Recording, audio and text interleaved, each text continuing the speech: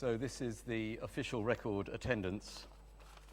The political philosopher Michael Sandel now goes to second place, but he'll survive. Welcome also to all of those in the overspill. We rather knew this would be a popular event, so for those of you in the Latner, as they say for proms in the park, hello. This is a complete delight and a privilege and a treat to welcome Neil MacGregor here. It's a special night for the college because this is one of Britain's great public intellectuals, the most celebrated museum director of the country's most celebrated museum, and dare I say it, and this much I'll vouch for, one of its greatest broadcasters. Neil MacGregor is a Scot and a Brit.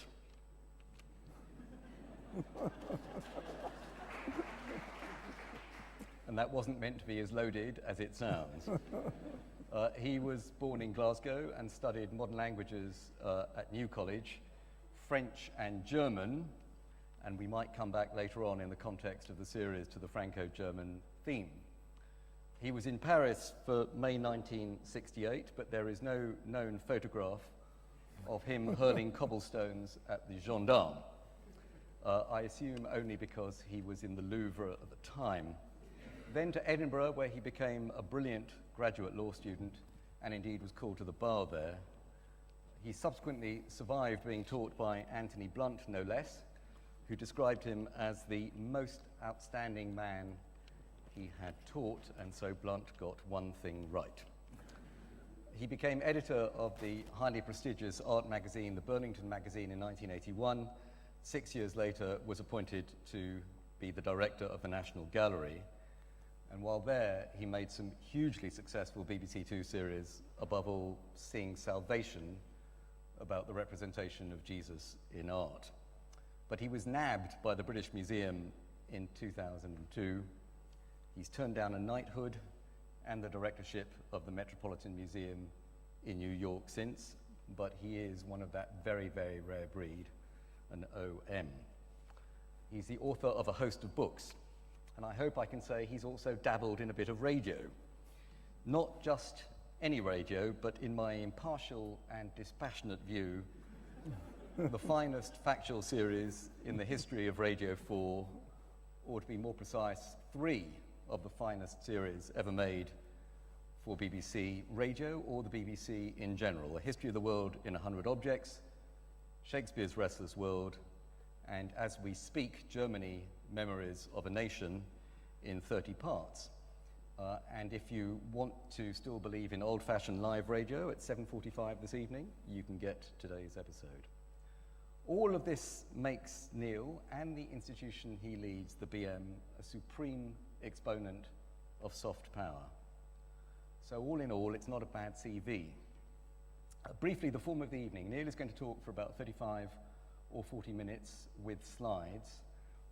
Then I will talk to him for about 20 minutes, 15 or 20 minutes, about some of the themes that arise, and then we'll throw it open to you. And apologies to those of you in the Latner, we won't be able to hear you if you ask a question, so it'll have to be confined to this space, and we'll aim to finish somewhere around about 7:20. If you have to go before that, and I realize that in some cases that might be the case, can you please leave quietly? In the Latner, you can leave a little more noisily, but here, can you please leave quietly? Enough of me, and now it is really my great, great pleasure, on behalf of St. Peter's, to welcome Neil MacGregor.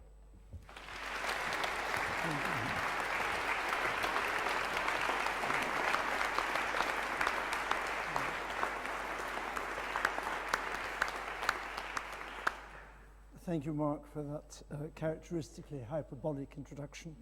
And thank you very much for inviting me to be here this evening.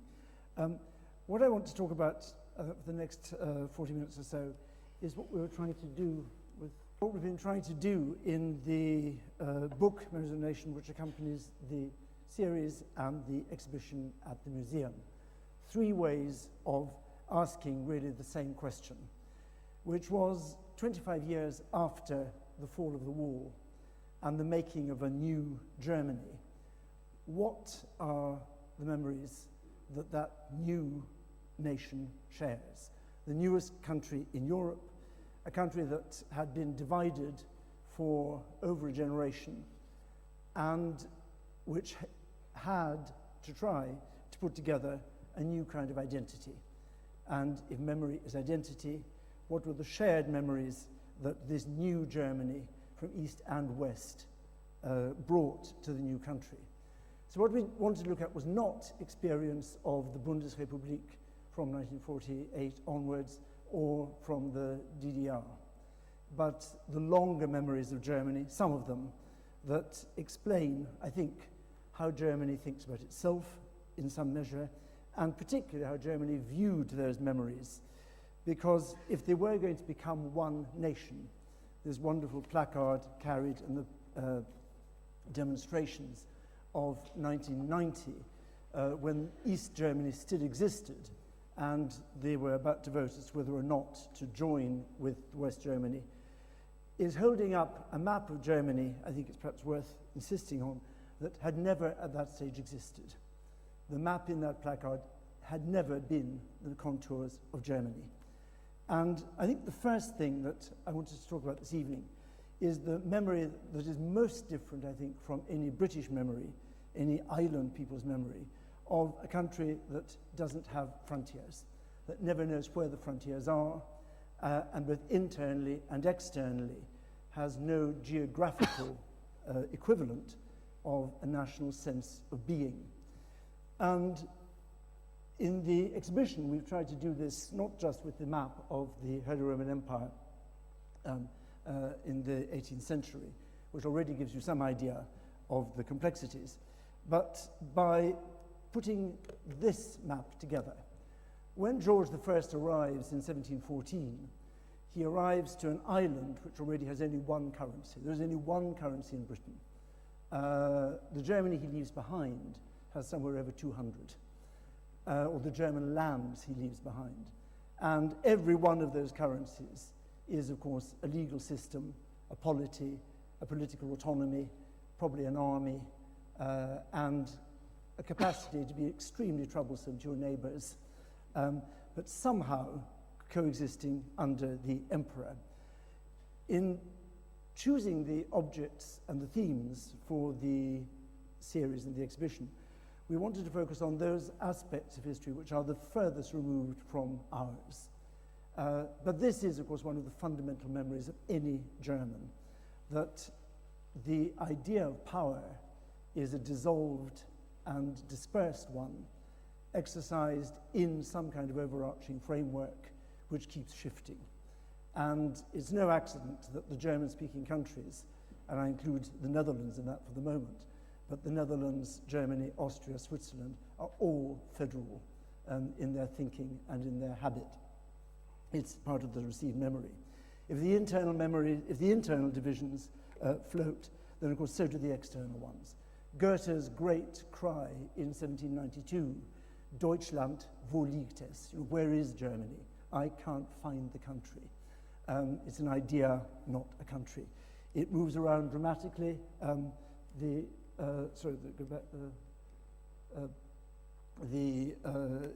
1871, it of course takes this shape, excluding the Austro-Hungarians, but going all the way to the Eastern Baltic in Königsberg. And it's in Königsberg, the capital of East Prussia, after the 1919 treaty, I want to come back to later on, but of course it changes again after 1919 when Poland is brought back, and this is the Germany from 1919 to 1939 or to 1945. I want to start with Königsberg, with that city with the arrow on the right, the capital of East Prussia, as another of those memories which distinguishes Germany very profoundly from Britain, or indeed, I think, from any other major European country, to the extent to which great cities are no longer part of it. Königsberg, founded in the middle of the 13th century by the Teutonic Knights, as they set out to Christianize the Balts. Königsberg, the great cathedral city of the Kingdom of Prussia. It's in this cathedral in 1701 that the Elector of Brandenburg crowns himself King of Prussia. Eager to be a king, can't be a king inside the empire, chooses Königsberg, and in this contemporary indication you can see he does it, there's no clergy, nobody involved. Like Napoleon, he crowns himself, like Napoleon 100 years later. It's when Prussia, of course, becomes Prussia, takes over Brandenburg, and the idea of Königsberg as the coronation city, the founding city of the Prussian monarchy, goes very deep in the memory, as does, of course, the fact that it is the city of Kant. And the phenomenal, or the extraordinary phenomenon that Kant, as you know, never sets foot in what is now modern Germany, in fact, hardly ever leaves Königsberg. And the role that Königsberg plays intellectually, ethically, emotionally, in a German memory is very profound. It's to Königsberg that when the Napoleonic armies invade, and in 1806 when they humiliate Prussia at Jena and Auerstedt, the royal family retreats to Königsberg as the base from which it's safe to rethink the state. And as that humiliation deepens, Königsberg becomes more and more important. Just to remind you, after 1806, when Napoleon enters Berlin, this is himself on the white horse, coming through the Brandenburg Gate, he inflicts on Prussia one humiliation after another. He comes through the Brandenburg Gate and removes the quadriga from the top, as you can see from this cartoon, and carries it back to the Louvre as a trophy. But not just that, he also goes to Rossbach, the site of Frederick the Great's great victory, and removes the triumphal column and takes it away as well. When it comes to the Treaty of Tilsit in 1807, nearly half of Prussia's population is removed, over a third of its territory, and a huge fine imposed. The whole of Europe is, I think, supposed to be shocked at the brutality of the terms that Napoleon imposes on Prussia. And it's in Königsberg that the royal family start thinking, how does a country reshape itself in order to recover from this kind of humiliation and dismemberment? And two great objects emblematic of this, the royal family, the ladies of the royal family, urge everyone in Prussia, the women in Prussia, to give up their jewelry and to take in return iron jewelry. So they give in gold and jewels, and you get back an iron necklace, written on the back, Gold gab ich für Eisen, I gave gold for iron. And they start, as you know, reinventing the whole of the society, rethinking how the political system will work, how the army will work, and trying to create an idea of the nation in arms. Its most visible, most famous emblem is, of course, the Iron Cross, a new kind of military decoration. And the king chooses iron as the material, not bronze, no noble antique resonance, tough, plain, modest iron. The iron of austere Prussia, of a Prussia where we know the Junkers' wives make their own dresses, to the hilarity of the French visitors. A country where modesty is a key virtue, as is strength. And iron will be the metal with which the Iron Cross is made, and it will be available to all soldiers of all ranks. So a remarkable emblem of a new kind of German state, where distinctions of rank are not reflected in the honors awarded by the sovereign, and where the whole country unites against the aggressor. You all know how successful that was, how Prussia eventually led the German states to victory at Leipzig and then at Waterloo. And the memory of Prussia in 1806, 1807, the only country, the only state in Germany still in the field against Napoleon, the only one still wanting to resist until forced into submission, stays very strongly, I think almost as strongly as the notion of Britain in 1940, as the defender of an idea. All this is Königsberg. And after 1945, Königsberg is, of course, not just conquered by the Russians, but annexed and made an integral part of Russia. Königsberg today could be Irkutsk. There is no indication at all in Königsberg that this was once a German city. A Soviet obliteration of memory, a Stalinist obliteration of memory, which is almost beyond belief when you visit. The whole town was destroyed, bulldozed, rebuilt, and every name was changed. And the only thing that survives is the cathedral. When you visit it today, there's only one physical sign that this was ever a German city. And that is the one bit that survived the blitzing and the bulldozing, which is the manhole covers, all of which still have on them the names of the iron companies in Germany that made them. Otherwise, it's a Russian city. German presence was removed, and what happened? And the German people physically expelled. Those who were not expelled were killed. They fled in 45 over the Baltic, where they could when it was frozen. Tens of thousands of them died in the great shipping disaster as refugees, the Wilhelm Gustloh, sunk by the Russians. And there is today no single German survivor, German speaker, in Königsberg. It's a kind of loss of a central part of an identity, which I think certainly Britain has never experienced. Hungary has, to some measure, had a comparable experience, but I don't think at the same depth or the same number of cities. And it's a memory that is very, very close, because what happened to the people, as you saw from that last map, is not just Königsberg that lies outside modern Germany. It's all the bits that have become Poland again, and in some parts Russia, or Czechoslovakia, or whatever. All of them were expelled by the Potsdam Agreement. All the ethnic Germans in those countries expelled. And where were they to go? They all went to what is now Germany. Most of them wound up ultimately in the West. And the Germany they reached was, of course, a Germany looking like this. And the numbers are somewhere between 12 and 14 million Germans expelled. After the brutalities, the criminal violence of the Wehrmacht in Eastern Europe, there was no other possibility. And partly it was done, I know Churchill did it quite deliberately, to avoid revenge massacres of the German populations for what had happened. The result was by far the largest organized migration in the history of Europe, and comparable, of course, to the Pakistan-India transfers which are going on at the same time. And these people, mostly the men, had gone. We were talking mostly about women and children, mostly from agricultural communities where their families had been for anything up to 700 years. And there are, of course, no lorries, there's no mechanical transport. Most of them carry their possessions in this.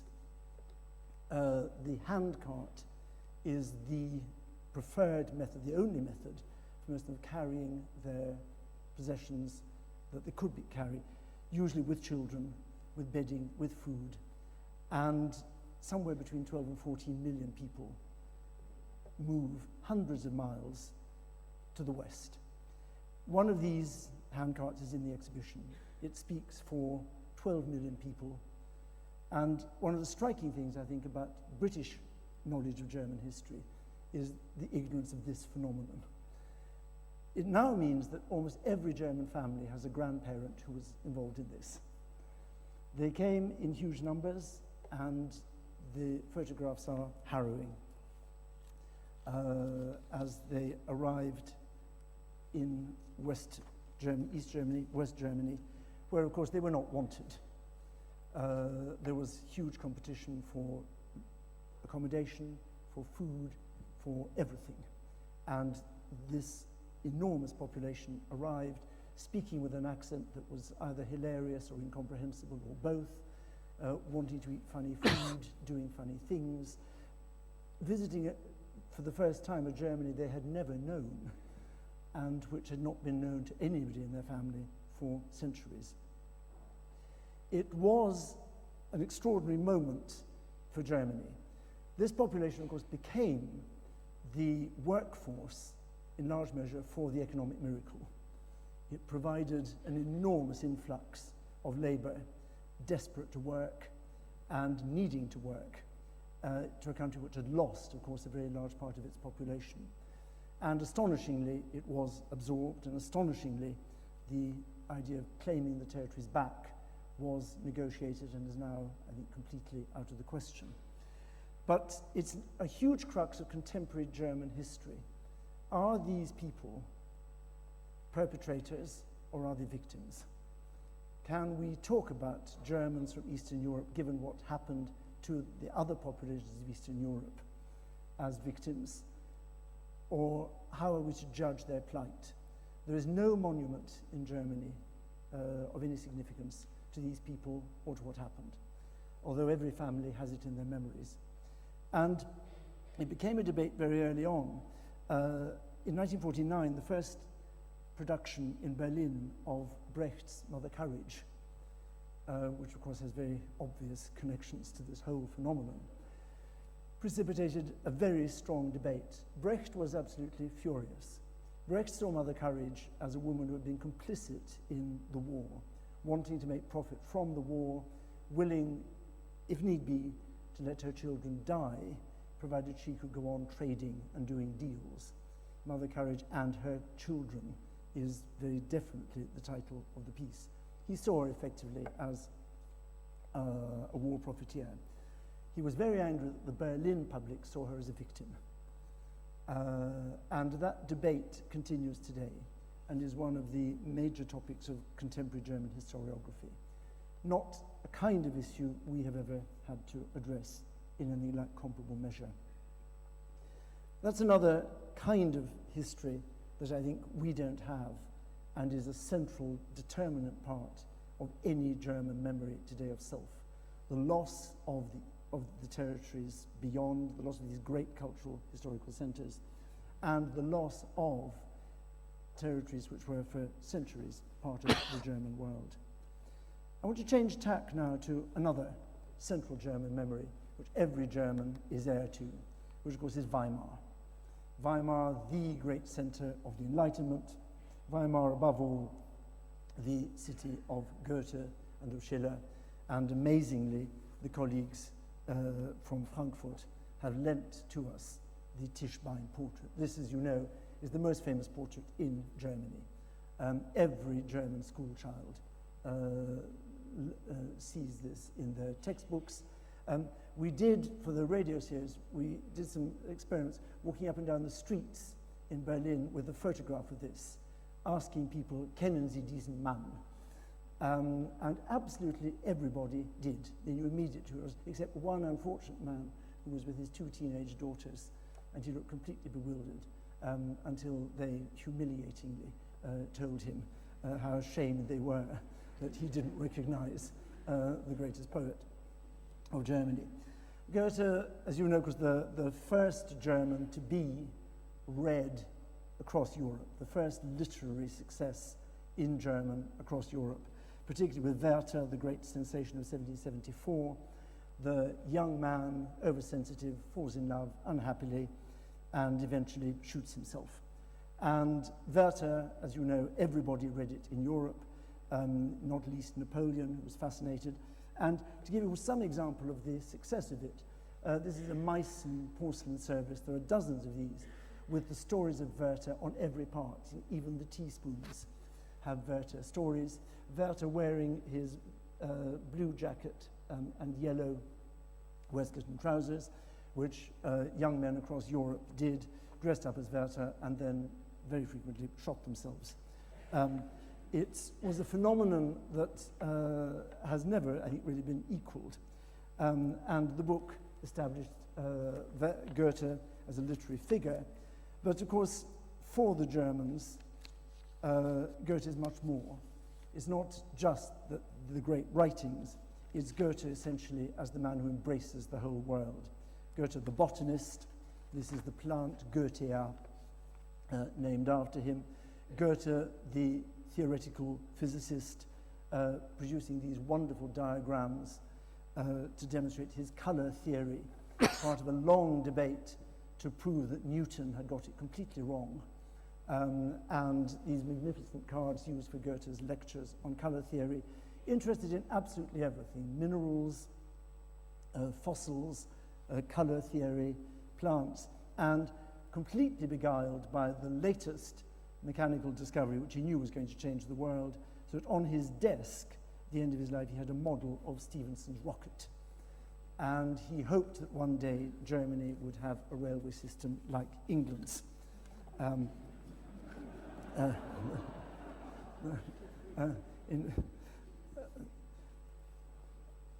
He is the key figure, and fascinatingly, during the split of Germany into East and West, both countries, both states, had Goethe associations. Both of them kept Goethe in the center of the textbooks, and so on.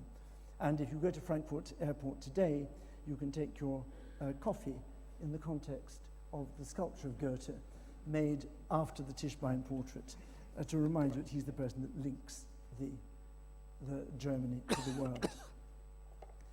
Humane, cosmopolitan Goethe, humane, cosmopolitan Weimar, is of course why the city gets chosen in 1919 for the proclamation of the new republic. The republic that is not going to be Berlin, militarist, Prussian, but is going to be a different kind of state. Proclaimed from the theatre where Goethe and Schiller's works are performed, with the statue of Goethe and Schiller in front of it. There are going to be few political moments so directly connected to a cultural inheritance and a choosing of a past so that Weimar would have a different future. And at exactly the same time as the Weimar Republic is being proclaimed, the Bauhaus is getting going in the same city. And the Bauhaus is, of course, going to change everybody's way of seeing the world and thinking the world. The Itzen drawing of the white man's house, you all know what this does to the way the world thinks about architecture and what it does to the way the world thinks about design. And these objects are all part of the other Weimar, the continuation of Weimar. Like Goethe's Weimar, cosmopolitan, humane, connected to the whole world, rethinking the world, building a better humanity. And the objects are, of course, classics of design. The one I prefer, I think, is this wonderful cradle, which is, as you see, entirely made up of 2 circles, 2 triangles, and 2 squares. And Kandinsky thought that the color of the circle was blue, of the triangle yellow, and the square red, and this had a spiritual resonance which would transmit itself to the fortunate baby slumbering within, and they would therefore be perfectly adapted to the new world. And this Weimar, this Bauhaus, is of course completely aware of its filiation with Goethe. The Klee, Kandinsky invitations to the Bauhaus exhibitions are very closely modeled on the Goethe color theory cars, which they knew and studied in Weimar. The interesting thing about Bauhaus subsequently, of course, is that it came to mean 2 different things in the East and the West Germany. Bauhaus in the West, because the Nazis hated it, became, and many of the Bauhaus leaders left, became the style and the tradition that was associated with democracy and freedom and the values of the Weimar Republic. In the East, Weimar became the emblem of a desire to make the best design, the best quality objects available cheaply through mass production to the people. The needs of the people rather than the needs of luxury, as they said at the time. 2 very different strands of Bauhaus, like Goethe, surviving very strongly in both, but with different valencies in the 2 states. A shared memory, differently inflected.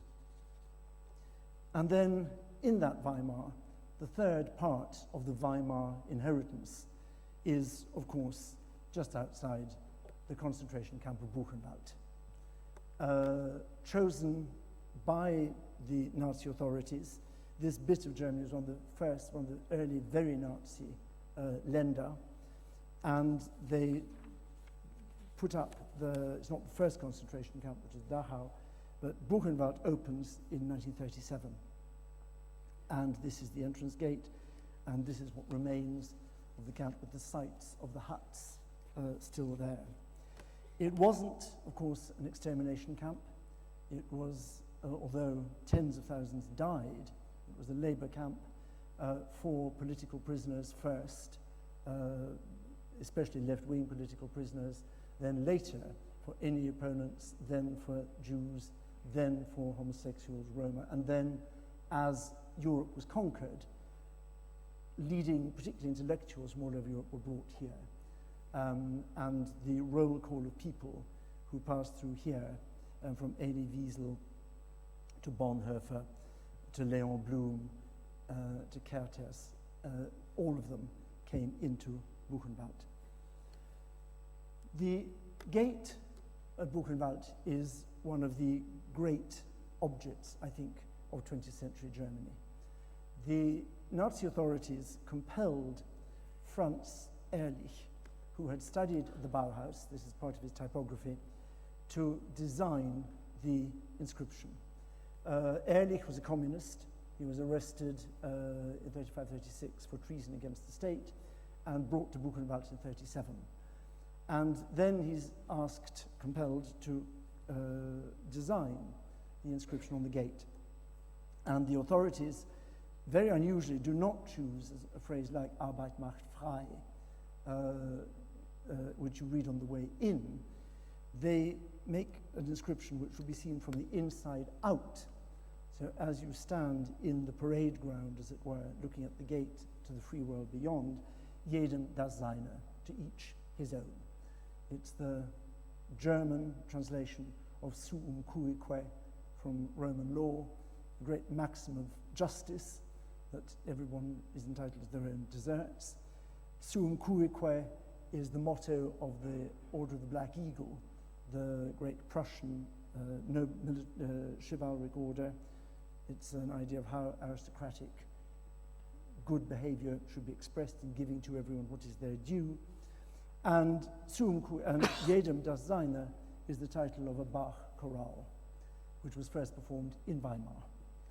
To choose it as the words for this gate is, of course, a very deliberately perverse, cruel, sadistic choice, but an astonishing choice to take all these elements of the grandest, the highest in the German tradition and turn them into this here, taunting every prisoner with this idea that they deserve what is happening to them, is a very remarkable decision.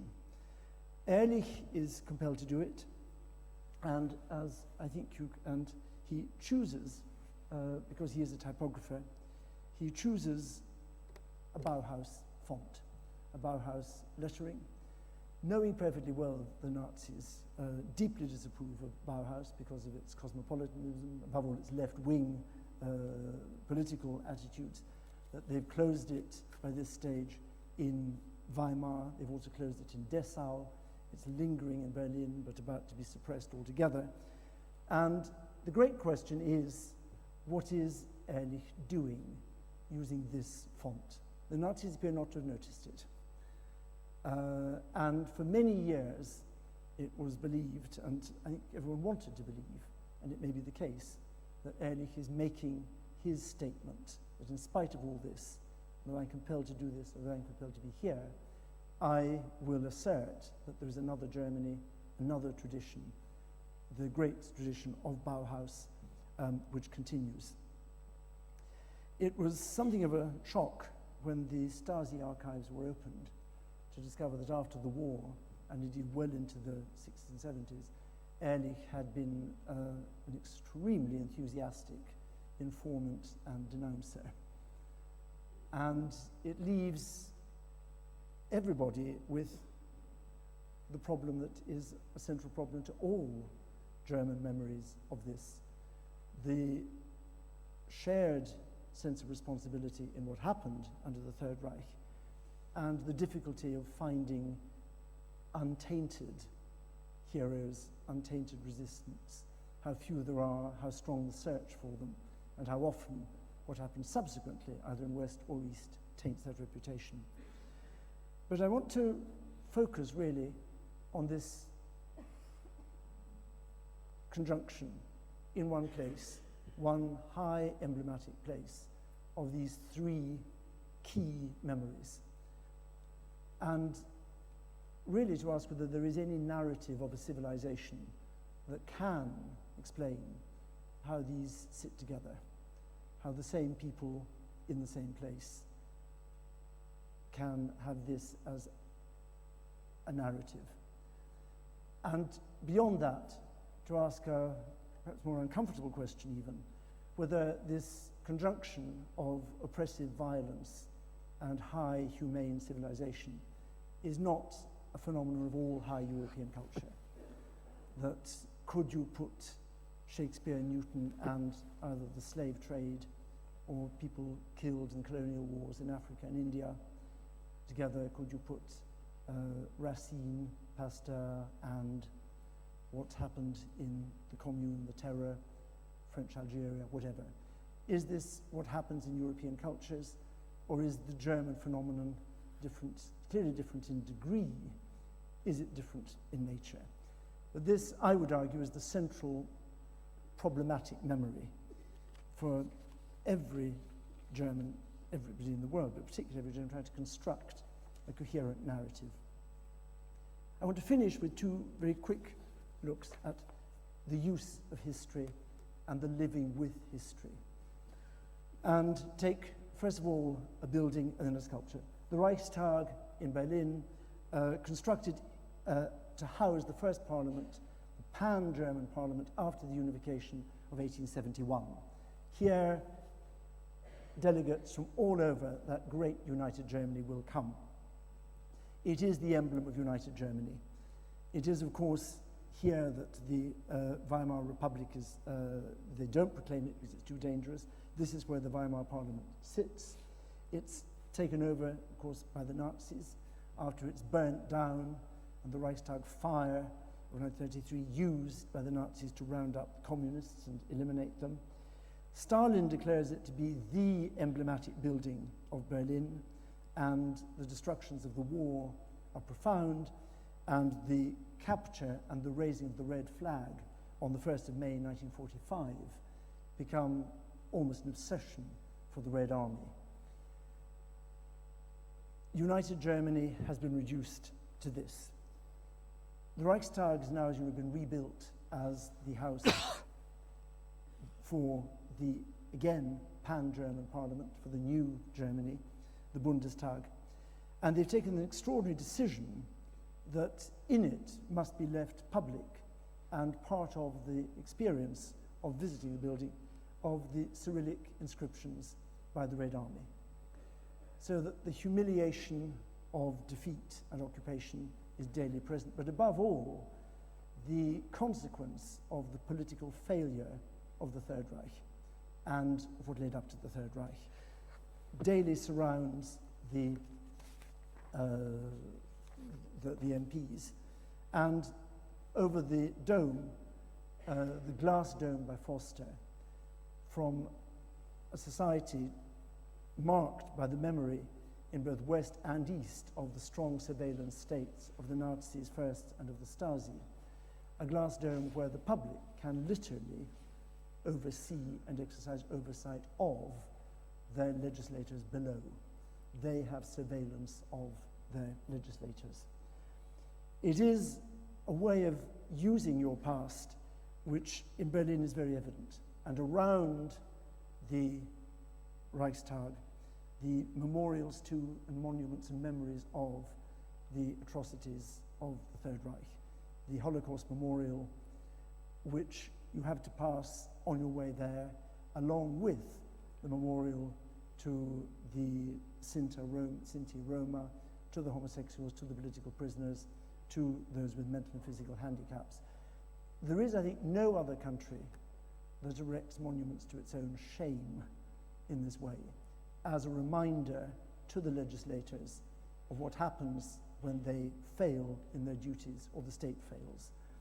And I think that use of history is a very astonishing one. And I want to finish with an object.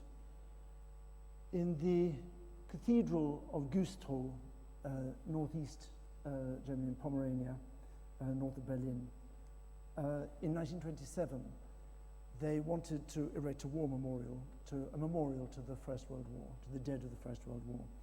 There are, as you know, very few proper rituals in Germany to commemorate the end of the First World War.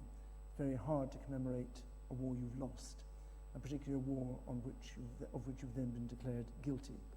So no 11th of November rituals at all for commemoration. Very few monuments, in fact. They ask Barlach to create a monument, and what he produces is not a great monument to the heroic dead, but this, a hovering bronze angel over the font, the emblem of regeneration, forgiveness, renewal, and over it, this extraordinary angel figure hovering, suspended. He was very clear about how it should be suspended, at which height. And the face of the angel is the face of his great friend, Käthe Kollwitz. This is Kollwitz's self-portrait, this is the angel, and this is the two together. Kollwitz was one of Barlach's close friends. She had lost her son in the first months of the war. And Barlach is determined that this will not be, in any sense, a glorification of war or of the heroism of those who died. It is not about the heroism of those who died. It is about the folly of those who caused their death. Kollwitz was racked with guilt that she had encouraged her son to volunteer and enabled him to volunteer, and the pain of those who remain. And it hangs facing west, facing Flanders, the idea being a spirit, a mother, a parent, hovering, looking over the fields where their son has died because of their folly. It's a very powerful object, and of course it was loathed by the Nazis. Kollwitz was thought to have Slavonic features, which were not admired, but above all, it was pacifist, and it denied the heroism, and it denied the purpose of the war, and it focused on the pain and the folly. So in 1938, the Nazis took it down, removed it, and melted it down, and turned the bronze into war material, deliberately turning the pacifist sculpture into weapons of war. Same kind of inversion as in the gate of Buchenwald. A few of Barlach's friends were able to locate the plaster mold from which this had been made. And they cast, in 1939, a second version. Quite a brave thing to do in 1939, to make a second version. And the mold was then destroyed in the bombing, the plaster mold, but the bronze, second bronze, was buried in Lüneburg. And in Lüneburg, it survived the war. But Lüneburg, of course, after 1945, was in the west, Güstrow in the east. So it couldn't go back to Güstrow. Instead, it went to Cologne. And there in Cologne, something very remarkable happened. In the Antoniesenkirche in Cologne, they decided that this object should hang just as with, as it is there, as it had been designed in Güstrow. But it would now be not just for the First World War, but for 1933 to 1945 as well. 1933 to 45. And all the murders, the crimes, not just of the war, but of the Holocaust and everything else. And this emblem of pain innerliche Schau, as he called it, inner contemplation, would be able to address the whole folly of those 30 years. Barlach was by now dead, but the statue was put up, suspended in Cologne. Güstrow asked for it back, asked for it. It was impossible. And the people in Cologne in 1952, so at a very cold moment of the Cold War, had another copy made. And in 1952, in spite of the Cold War, they were able to send that copy back to Güstrow as a gesture this time of reconciliation across the divided Germany, adding yet another layer of meaning to the sculpture. And when Schmidt made his first visit as Chancellor of the West to East Germany, he asked to meet Erich Honecker under Barlach's angel. And here you can see Honecker and Schmidt below the Barlach angel in Güstrow as an emblem of growing reconciliation. This is 81 or 82, so long before there was any thought that it could all come together. And this is now the emblem of Güstrow, the city. As you go along the motorways, the silhouette is there to tell you to turn off. And when we asked to borrow it, because it seemed that this object encapsulates really the biography of Germany in the 20th century, from Barlach joining up enthusiastically in 1914, all the way through pacifism after the war, the Nazis, the division of Germany, attempts of reconciliation, reunification, to the cathedral congregation had to decide whether to let it travel or not. And they decided that because it's the centenary of 1914 as well, and they felt that reconciliation was still necessary between Germany and Britain, it should come to London. An enormous decision because the city is without its emblem. And it is at the moment in the British Museum, and they hope a further step in reconciliation. That's what we've been trying to do, to look at the memories those people brought, memories of a sort that are completely different, I think, from any that we have, and which are determinant, I think, in the shaping of the German state. The consciousness of past failure, the fear of an almighty state, and the need to be suspicious of a state that can exercise surveillance over you, and the slow recovery of an identity that allows pride in being German. One of the most striking things about Germany today is how little the flag is waved compared with Britain, France, or America, how little it's used, how rarely the national anthem sung. And that's why the last memory, which unfortunately came too late for the exhibition, is of course the World Cup. And probably the first moment at which all Germans felt comfortable about asserting German identity and using emblems of German national identity. And so in a little supplementary case outside the exhibition, we have an object that encapsulates the memory of the new, comfortable Germany, like any other country now, at ease with emblems of its national self, the little garden gnome waving the German national flag. Thank you very much.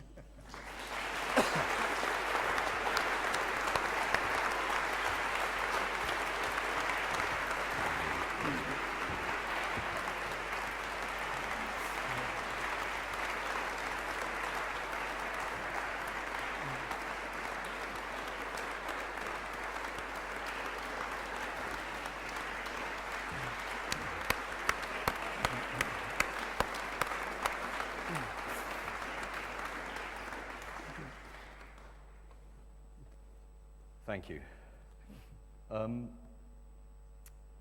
About 2 weeks ago in Oxford, I bumped into a German academic,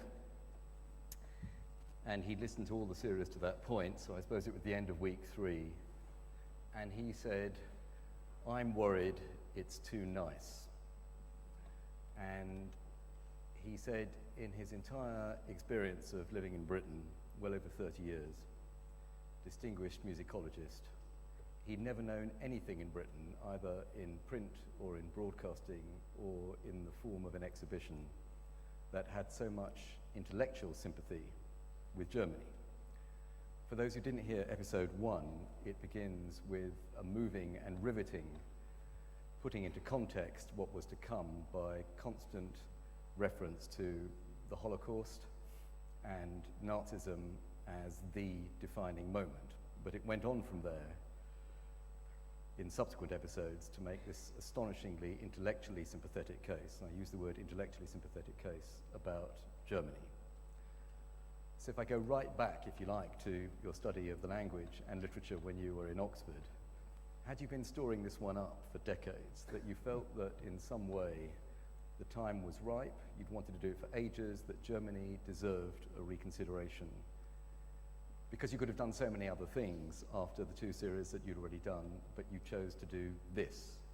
So the most obvious question to begin with is, why Germany as opposed to any number of other things? I think the starting point from the museum end, the exhibition end, was the idea that the purpose of the museum has always been, and since its foundation in the 1750s, to allow the public to explore the history they need to make sense of the world as it is now. That is what the museum's about. And that's why we put on exhibitions on Iran, on China at the moment with Craig, on Afghanistan, that there are histories we need to know that we don't learn at school. So that's why Germany seemed, again, in that sense, a very important subject to address. We don't know enough about this history. It's critical to understanding what the world looks like if you're German, and therefore a proper subject to consider. In personal terms, no, it's grown very steadily. I went first to Germany when I was 16 to school for a bit, and there what really astonished me was the difference in attitude to history. I'd been quite a bit in France, but the French and the British have very similar attitudes to their own history, and ultimately both are always, of course, doing the right thing, civilizing the world, sometimes misunderstood, but always good. And growing up just after the war, that was a very easy view to take in Britain. What amazed me was to discover that because none of my contemporaries in Germany knew anything about what their parents had done during the war.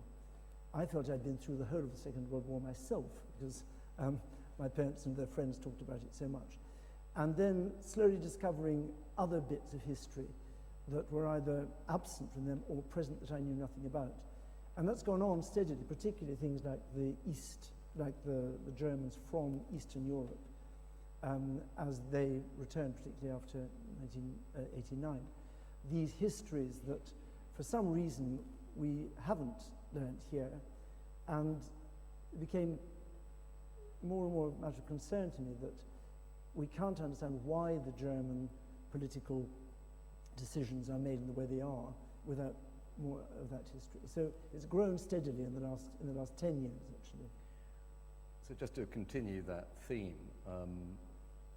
you didn't talk there about Strasbourg, and you very much do in the series, and you say, let's be clear about it, Strasbourg is a German city. It's in France, but when all is said and done, it's a German city. And when you talk about Bismarck, which I think was last week, you're very clear in taking a view of German reunification that doesn't go back to Napoleon, but really goes back to Westphalia in the 17th century. And I get the impression that you think that in some ways, this is a very broad generalization, but the French have had it a bit easy about their own record of historical and imperial occupation within Europe. And although you've not set out to rectify that, one of the themes of the series is the extent to which a lot of early modern history is about French conquest rather than German. Yes, I think the French have had it astonishingly easy. I think one of the great political propaganda achievements of modern history was the French endeavour after 1870 to write a history of Germany and France, effectively starting it in 1870, when suddenly civilized, relaxed France was attacked by this barbarous country from the other side of the Rhine, as though this were an astonishment. And complete failure to regulate. For instance, I talked a bit about the Treaty of Tilsit and what was done to Prussia in 1806. There were still people alive in 1871 who was within living memory for old people, but certainly the folk memory of what had been done to Prussia in 1806, 1807 is very close to what happened to France in 1871. But above all, with the Strasbourg, what I was eager to show, or trying to show, was that if I think why the Germans think of their history in a particular way, is that since 1660, the French kept invading Germany at will, really, whenever it suited them, to cheer them up, across the Rhine, and you'll usually win because you've got a centralized state with a big army. They don't have, so you're always going to win. And they do it absolutely steadily all the way through. And very fascinating, even as late as 1840, under Louis Philippe, Thiers decides that one of the ways of rallying everybody in France would be if they reoccupy the west bank of the Rhine. And the historical fact, I think we've all forgotten, because we're not taught it in the same way, is that the whole of the west bank of the Rhine is German-speaking. I mean, it was German-speaking until 1945, all the way from Switzerland to Rotterdam. It's a German-speaking river. And the French annexation of parts of the west bank of the Rhine, and of course, remember, they were incorporated into metropolitan France under Napoleon, keeps bringing into French control German-speaking populations who have always been part of the empire. Now it's over. I wouldn't now say in any sense that Strasbourg was a German city. I think everybody would agree that the Nazi occupation of 40 to 45 ended that completely. It is now a French city, and I think that's over. But the history is certainly, I think, more balanced than.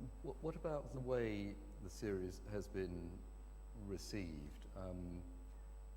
Britain, France, and Germany. So let's go Germany first. I mean, as we all know, the Germans tend to be extremely good linguists, so I assume that the series has some profile in Germany.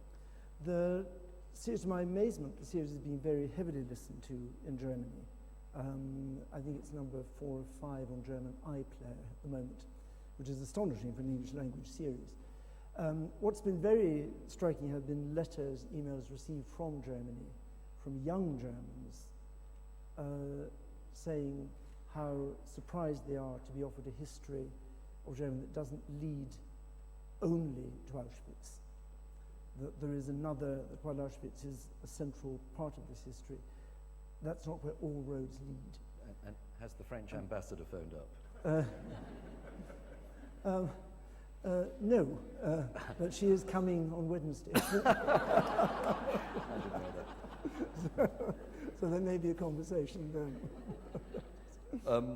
Just going to do a different theme before I will hand it to the audience. I just want to talk a little bit about the selection of objects for all 3 series, 100 Objects, Shakespeare, and Germany. So the first thing I noticed about this series is that it broke the previous MacGregor grammar, where essentially the objects chosen were in the British Museum. And as you opened up with episode 1, with the Brandenburg Gate, and I'd recently been to the British Museum, I thought, have I missed it? Because that would be a major act of plunder. And indeed, what you've decided to do is do this in a very different way, to bring, except for the Brandenburg Gate, a collection of objects to the British Museum. Wonderful and marvellous, but it's a very different way of organising your thoughts around the series to the 2 previous ones. So I wonder if you might want to reflect on that and then roll that into a question about how and who chooses the objects. And we obviously have some experience with that, but because there are so many different things you could have chosen. So I think for this series, it was quite clear the key concern was that this is not, of course, a chronological history. It's not a narrative. I mean, there are hundreds of key parts of German history which are not present. And we were particularly concerned with that because, of course, because of the different states over so long, it's very difficult to talk of one German history, because the Saxon history would be different from the Prussian one, and so on. So it was a question of choosing episodes in history, aspects of memory, and putting them together almost kaleidoscopically, saying these are bits of a communal memory, which almost every German will share, and where an object will let you do it. So we decided, and obviously key things are absent. Music is difficult to exhibit. Hegel, I think, impossible. So all these very central things are not present. But the idea was then to find objects, and you know this very well from the history of the world, where you played quite a large part in the choosing of the objects, to find an object that speaks across time, not just of its moment, but of subsequent response to that event, but also one that gets you very close emotionally and physically. So something like the hand cart, I think, speaks very powerfully. This tiny little, it's like a cot on wheels. And when you see it, you are immediately with the woman pulling that, and you know there are millions of others. And then what happened to it into them subsequently. That choice of objects that speak across time and take you directly to a human experience. And as you know, the key thing then was to get other voices talking about it. And we wanted, if possible, in this case, to have German memories expressed by native Germans of what these objects mean in their family or whatever now. Just before I throw it open, a couple of questions about the museum. This won't be my last question, but I wanted to ask it. So I'm fairly certain that you weren't asked to the Clooney wedding, and nor was anybody in the room. But given that the debate is on at the moment again, just briefly, the arguments, as it were, for and against the marbles. And going back. It's only that ever since you've been director, you've had to live with this debate, so we might as well have a brief exchange about it now before we go off and talk about other things. Yes, and I think there are two quite separate questions really, aren't there? There's the question of were they legitimately acquired, and is it now the best place for them to be? I don't think many people would now question the legitimacy of the acquisition, that it was done with the agreement of the Ottoman authorities, the legal authority of the day, carried out very slowly in public over months, years. At any stage, the Ottomans could have stopped it. So I think it must have been done. We know there's some written authority. I think there's no doubt about the legality of the acquisition. The question is only, I think, is it now the best place for them? And that's obviously one where there's going to be different views. I'm really influenced by two things. Firstly, the fact that of the Parthenon sculptures, about 30% of Parthenon sculptures are in the British Museum, and about 30% are in Athens, and 40% don't exist any longer. So it's impossible to reconstruct a totality, and certainly, and because even what's left can't go back on the building. So the idea of them as being part of the building and one totality, I think, no longer is an achievable ideal. The other point is that they become part of a different story. Since they came to London, they became, as you know, they revolutionized Western European views of Greece. It was the first real Greek sculpture to be seen in Western Europe. Until then, only Roman copies. And everybody was amazed, energized, enthused, overwhelmed by what they really were when you could see them off the building at eye level and admire them. And they then became part of a different narrative of European sculpture and indeed world sculpture. And everyone simply has to come to their own view of whether they're best in a local Greek Athenian narrative or in a world narrative of what the figurative tradition of the human body means across Western Europe and indeed across European sculpture. But it's not, I mean, clearly that's not going to be resolved. You talked right at the beginning of this little session we've had now about the original 1750s mission of the museum, and even then, when it was established, it had an outward-looking, current idiom would be global perspective. You've been in the job now for 12 years. The museum is no longer simply a physical place where physical objects are with texts explaining those objects. It seems to me that even in the time that you've been there, though the technology preceded your arrival, and we had the internet before 2002, the conception of a museum has been radically changed in your tenure, and you must presumably think of the job as something way beyond now, curating, making available for the public the marvellous objects that exist within the collection. This is largely your fault, Mr. Damazer. It was you who had the idea of presenting objects from the British Museum's collection and describing them on radio where nobody could see them. It was your astonishingly perverse stroke of genius to realize that this could actually work. But also your achievement, and I think it's important that everybody know this, that this was done in the context of a partnership between the British Museum and the BBC of a sort that's never been made before, public service partnership, where there was no profit at all, no intellectual property at all. Everything was to be available, downloadable forever without charge, and to be available online without charge in perpetuity. That was, I think, the ultimate fulfillment of what Parliament tried to set up in the 1750s, when they wanted to make a collection of the whole world for the whole world. And the only way they could think of doing that, of course, was putting it in the biggest city free and publishing. You and the BBC website have really made it clear just how big the audience is worldwide. And as you say, it's absolutely unthinkable now that you would hold that collection without allowing the world to study it digitally. Well, I think you haven't really answered the question by being nice to me, but I think I should stop it. It's very nice of you to say that. We've got a few minutes left, and I'll tell you what, I'll take sort of 3 or 4 quick points and then ask Neil to do 3 or 4 answers in one, as it were, rather than trying to do it one by one. So there is a lady over there, and Claire over there. So we'll start in the middle. Not so much a question, just the Weimar descriptions you made reminded me of a day I spent there and the same strange feelings.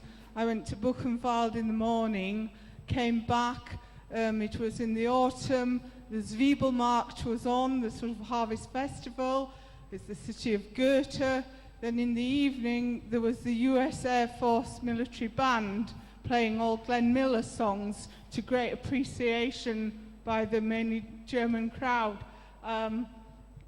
This mixture of strange things going on and thinking, was that Zwiebelmarkt going on at the time when Buchenwald was on the outskirts? Yes, yes.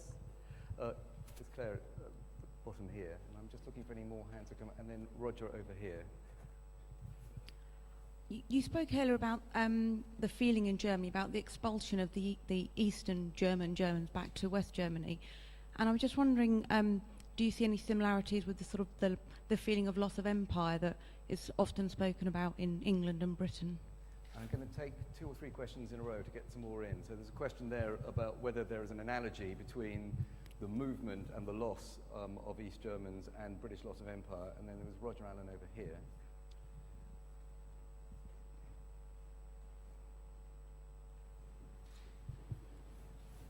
You talked about late 19th century attempts by the French to write German history forward from 1870. I wonder if from the standpoint of 2014 there is a danger of writing pre-Nazi history backwards from 1945. And I'll take a couple more, and there is a lady over here in black, and then a gentleman over here in the front. Yeah. Hello. So one of the things I find quite interesting about the series is that it does almost seem to is the idea of the memories of the nation thing. But I wonder, is there a problem that arises where you ascribe a set of memories to a nation without necessarily taking into consideration individual concepts of memory? So do these kinds of series serve to reinforce a sense of national character that, if taken to extremes, might actually only serve to reinforce national stereotypes? Interesting. And then this gentleman over here at the front. This question sort of follows on from that. How far do you think that in Britain we're suffering from a sort of cut and paste commemorationitis rather than an active, creative Aufarbeitung, which you presented so well today? Can I just ask, just to clear, is that with particular reference to the First World War and the centenary, or just in general? I think there's a danger in our digital age where it's 50 years this, it's 100 years this, it's 600 years this, it's 35 years this. Yeah. It's a danger of commemorationitis. Yeah, the whole of the Radio 4 schedule operates on that basis. I promise. I'll take one more and then ask Neil to answer all of them together and then bring things to a conclusion. So if there's one more, we'll take it. So there's Stephanie, I think.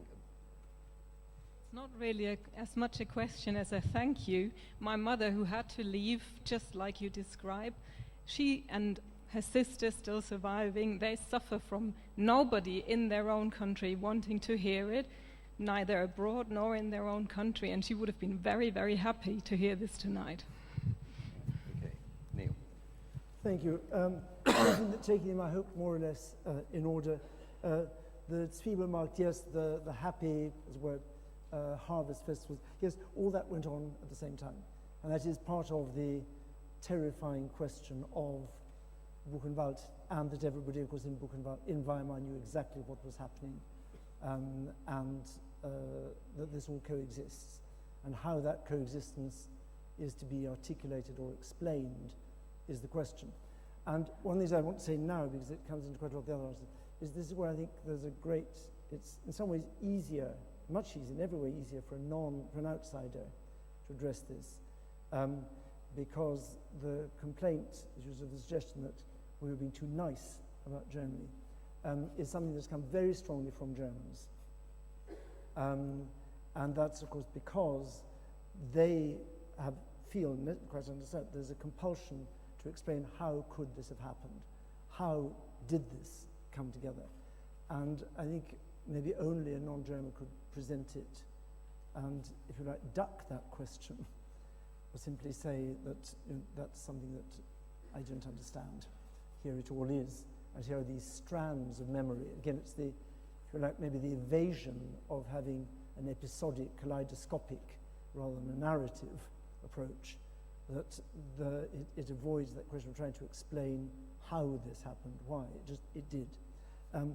The second point on the loss, whether the loss of the land to the east is equivalent to the empire, I think the answer is very different. Is absolutely no. I think it's a different kind of loss. It would have been, and as I mentioned, the population numbers were as though the whole of Australia had been forcibly repatriated to Britain in 1945, with a bit of Canada as well. I think then there would have been a sense of loss, because people had lost the places where their family had been for centuries.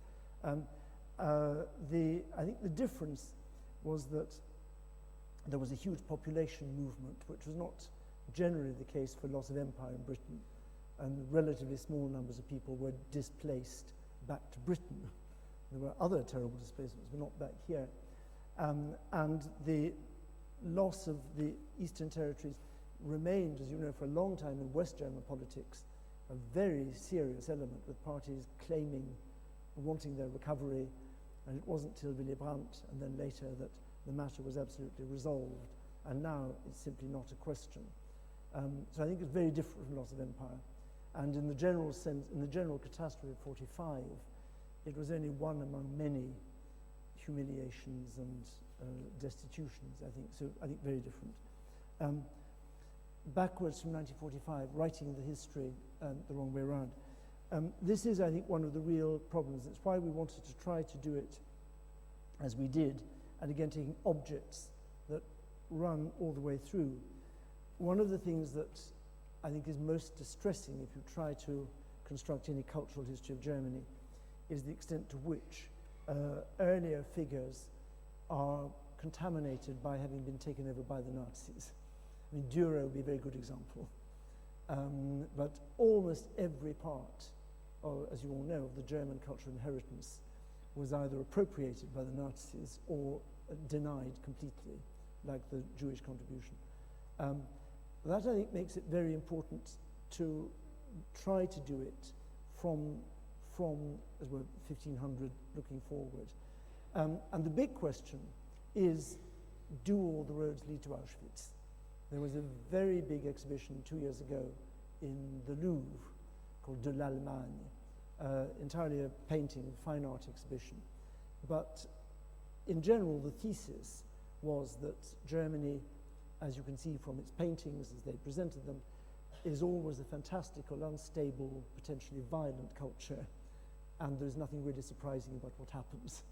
I mean, that was a very teleological approach to cultural history. We wanted to do something different and well, not answer that question, but point out that almost every noble part, that's why the gate at Buchenwald is such a powerful emblem of every part of this tradition being poisoned. And what that does now to the use of it is, of course, very, very complicated. And Goethe, rather interesting, because the Nazis were always rather uneasy about Goethe's cosmopolitanism, you know, his translating Hafiz, his willingness to embrace the whole world, and his completely hopeless heroes who can never make up their mind. He was thought to be, they rather surprisingly, they use him much less than you would expect. So Goethe almost escapes. But I believe it's very important to try to look at that earlier history without that later poisoned filter. And that's what we've been trying to do. Whether a national memory risks reinforcing stereotypes, of course it does. And the whole idea is a complicated one, which is why we called it memories. Just as the long debate with MacGregor whether it was the history of the world in 100 dollars or our history of the world, suggesting there could be many others, and the battle in the translations to stick with rather than the. Memories, but yes, you're absolutely right. It's one reason why we wanted very much to have the memories told by Germans. And obviously you then have to choose your Germans. And are they stereotypic? Are they feeding their own stereotypes? All I can say is that I think the range, because we tried to choose different generations and from different parts and different political positions, we were aware of that and tried to avoid it. And I think in some areas, very definitely not the stereotype. One of the programs this week about Germany since 45 is about the fact that Germany now has the fastest growing Jewish population in Europe, and the building of synagogues in Germany after the war, which is very counterintuitive and very surprising and very not stereotypical.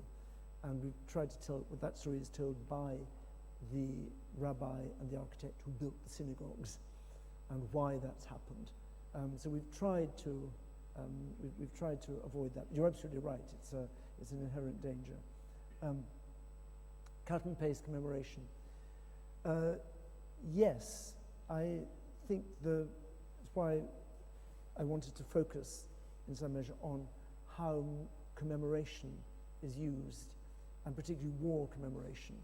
I mean, what is, I think, very striking about German memorials is their willingness to focus on the responsibility of the political class for causing the catastrophe or helping the catastrophe to occur. It's something which, on the whole, is very absent from our concept of commemoration, which is a very proper honouring of the dead, a proper recognition of the courage of those who died, but a very small part of attention or time is given to how it was that the country that was the most powerful country in the world in 1914 had so many levers at its disposal to direct events, failed to avoid the catastrophe, and what part our political ambitions, aspirations might have played in it. That seems to me to be a debate which is very largely absent from the commemorations. Not entirely, but largely. It's central in any German debate. For obvious reasons, the scale of the catastrophe, the criminality of the events, it couldn't be otherwise. But it is a very striking difference, I think, in the use of memory, which in Germany it seems to me to be always directed forwards. Michael Stürmer's extraordinary phrase, history in Germany was what must not be allowed to happen again. You can't imagine any British politician saying that. And history as a source of comfort, as a source of inspiration, source of security, is very different from the kind of use of history in the public discourse that is current in Germany.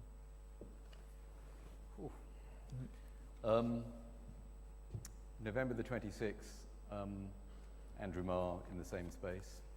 Thank you all very much for coming. Thank you, those of you in the Latner, for doing this virtually. But really, above all, that was marvellous, and thank you so much for coming. Neil MacGregor. Thank you. Thank you.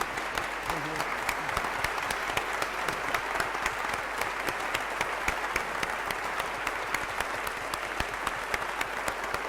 Thank you. Thank you.